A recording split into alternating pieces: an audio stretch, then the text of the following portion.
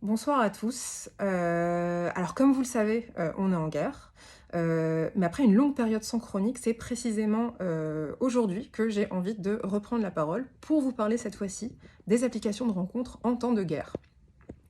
Alors il se trouve que je me suis remise sur les applis quelques jours avant que la guerre éclate, donc totalement par hasard, enfin timing intéressant. Évidemment, pendant les 3 premières semaines, j'avais pas trop la tête à swiper, mais passé un certain temps, quand on a comme moi la chance de ne pas avoir été touché, au 1er degré par les massacres et de ne pas être stressé, par le fait d'avoir une ou des personnes très proches, au front, on reprend au bout d'un certain temps une forme de routine, et dans mon cas, ça s'est notamment exprimé par le fait de revenir voir ce qui se passait sur les applis de rencontres. Le truc, c'est que j'ai un petit problème, et ça ne date pas d'hier. Mon problème, c'est que je suis une facho, mais je like principalement des mecs de gauche, voire d'extrême gauche. Donc on démarre avec du plomb dans l'aile, vu qu'on a une certaine incompatibilité politique qui traduit en fait une incompatibilité de valeurs, ce qui ne facilite pas la relation, sachant que même quand un couple vote pour le même parti, parfois c'est difficile de ne pas se bouffer la gueule. Alors évidemment, je me suis demandé pourquoi cet attrait envers mes opposés politiques. Est-ce que c'est le fait de se dire que la relation va être intrinsèquement pimentée par le challenge de vouloir convaincre l'autre et de le rallier à sa cause? Est-ce que je me dis que si ce gars se déclare de gauche et qu'il like une nana qui se déclare de droite, ça veut dire qu'il est particulièrement ouvert d'esprit et du coup il y a de l'espoir? Est-ce que inconsciemment je me dis que si je suis avec un mec de gauche, c'est une espèce de pinkwashing pour mieux faire passer mes opinions de droite à Tel Aviv?